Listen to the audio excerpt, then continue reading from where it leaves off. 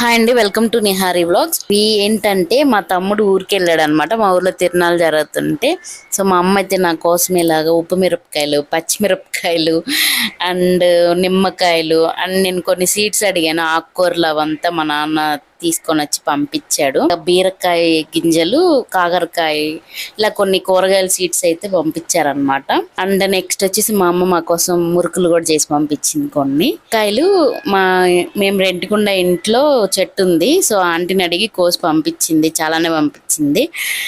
నేను కొన్ని శనగపిండి, బియ్యం పిండి అవి పంపించమన్నాను అండ్ రేషన్ బియ్యం. సో శనగపిండి, బియ్యం పిండి, రేషన్ బియ్యం, దోసకి, కరివేపాకు ఇలా అన్నీ పంపించింది అనమాట. సో అవి ఎవరైనా ఆడపిల్లకి ఏదో పెట్టుకోవాలనుకుంటారు కదా, ఎవరు పుట్టింటికి తగ్గట్టు వాళ్ళు పెడతారు. మెయిన్గా ఆవకాయ పెట్టడానికి అయితే కారం కూడా ఆడిచి పంపించింది. సో ఈ సమ్మర్కి మనం ఆవకాయ పెడదాం.